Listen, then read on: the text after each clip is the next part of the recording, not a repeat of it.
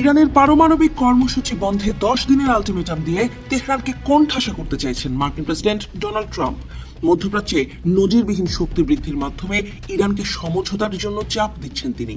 সমঝোতা না হয় ধ্বংস, কেবল এই দুটি পথ খোলা রেখে ইরানকে চরম আলটিমেটাম দিয়েছেন ট্রাম্প। সমঝোতা না হলে ওয়াশিংটন এবার সরাসরি যুদ্ধের পথেই হাঁটবে বলেও ইরানকে হুমকি দিচ্ছেন মার্কিন প্রেসিডেন্ট। ট্রাম্পের এমন চোখ রাঙানিতে ইরান একা হয়ে পড়ায় বিপদে বন্ধুর পরিচয় দিচ্ছে তাদের বিশ্বস্ত মিত্র চীন। ইরানের কাছে অ্যান্টি জাহাজ বিধ্বংসী সুপারসনিক মিসাইল CM-302 সরবরাহ করার খবরের মাধ্যমেই এবার প্রকাশ্যে এসেছে চাঞ্চল্যকর আরেকটি তথ্য। ইরান ও যুক্তরাষ্ট্রের মধ্যকার চলমান উত্তেজনার মধ্যে মধ্যপ্রাচ্যে মার্কিন সামরিক সরঞ্জামের হাই রেজলিউশন ছবি প্রকাশ করেছে চীনের একটি বাণিজ্যিক স্যাটেলাইট বিশ্লেষণকারী প্রতিষ্ঠান মেজরভিশন।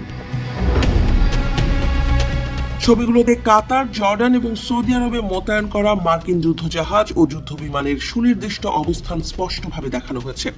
বিশেষ করে ওই ছবিতে জর্ডানের মুয়াফফাক সালতি বিমান ঘাঁটিতে 18টি F-35 স্টিলথ ফাইটার এবং 6টি ইলেকট্রনিক যুদ্ধবিমান মোতায়েন থাকার প্রমাণ মিলেছে।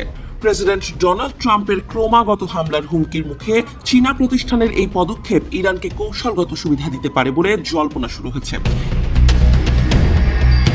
এদিকে জেনেভায় পরমাণু আলোচনার ঠিক আগে স্টেট অফ দ্য ইউনিয়ন ভাষণে ইরানকে এক হাত নিয়েছেন মার্কিন প্রেসিডেন্ট ট্রাম্প। ইরান এমন ক্ষেপণাস্ত্র তৈরি করছে যা সরাসরি যুক্তরাষ্ট্রে আঘাত হানতে সক্ষম বলে দাবি করেন তিনি। ট্রাম্প তার বক্তব্যে ইরানকে 1 নম্বর সন্ত্রাসবাদী মদতদাতা হিসেবে উল্লেখ করেন। ইরানের হাতে কোনোভাবেই পরমাণু অস্ত্র আসতে দেয়া হবে না বলেও জানান তিনি। ট্রাম্প দাবি করেন 47 বছর আগে ক্ষমতা দখলের পর থেকেই ইরান সন্ত্রাসবাদ ছড়িয়ে আসছে। এছাড়া ইরানের সাম্প্রতিক বিক্ষোভে ইরানি বাহিনী প্রায় 32,000 মানুষকে হত্যা করেছে বলেও দাবি করেন ট্রাম্প। তবে ইরানের বিরুদ্ধে তোলা এসব অভিযোগের বিষয়ে কোনো প্রমাণ দিতে পারেননি তিনি। এছাড়া গত জুনে ইরানের পরমাণু স্থাপনাগুলোতে চালানো মার্কিন অভিযান মিডনাইট হ্যামারের কথা তেহরানকে মনে করিয়ে দেন ট্রাম্প। সেই অভিযানে মার্কিন বিমান বাহিনীর প্রশংসা করে ট্রাম্প বলেন, যুক্তরাষ্ট্র ইরানের পরমাণু শক্তি গুঁড়িয়ে দিয়েছিল, কিন্তু ইরান আবারও সেই পরমাণু উচ্চাকাঙ্ক্ষা নিয়ে সামনে এগোচ্ছে। এদিকে ট্রাম্পের এই দাবিগুলোকে বিশাল মিথ্যা বলে প্রত্যাখ্যান করেছে ইরান। সরাসরি ট্রাম্পের নাম না নিলেও অভিযোগগুলোকে ভিত্তিহীন বলেছে ইরানের পররাষ্ট্র মন্ত্রণালয়। অন্যদিকে ভারতের ইন্ডিয়া টুডেকে দেয়া এক সাক্ষাৎকারে সাম্প্রতিক পরিস্থিতি নিয়ে কথা বলেছেন ইরানের পররাষ্ট্রমন্ত্রী আব্বাস আরাকচি।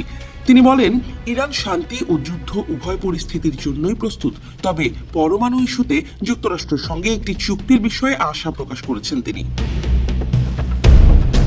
এছাড়া ওই সাক্ষাৎকারে ইসরায়েলের বিরুদ্ধে অভিযোগ তুলেছেন আরাকচি। তিনি বলেন, ইসরায়েল উদ্দেশ্য প্রণোদিতভাবে যুক্তরাষ্ট্র ও ইরানের মধ্যকার সম্পর্ক নষ্ট করার চেষ্টা করছে। তিনি জোর দিয়ে বলেন, পরমাণু শক্তি অর্জন করা ইরানের অধিকার, তবে ইরান কখনোই পরমাণু অস্ত্র তৈরি করবে না বলেও যুক্তরাষ্ট্রকে আশ্বস্ত করেন ইরানের পররাষ্ট্রমন্ত্রী। তবে পরমাণু অস্ত্র নিয়ে ইরানের পক্ষ থেকে আশ্বস্ত করা হলেও তা উত্তেজনা কমাতে সহায়ক হবে না বলে মন্তব্য করছেন বিশেষজ্ঞরা। ইরান পরমাণু চুক্তিতে সই করলেই কেবল যুক্তরাষ্ট্রের সঙ্গে সংঘাত এড়ানো সম্ভব বলে মনে করছেন তারা।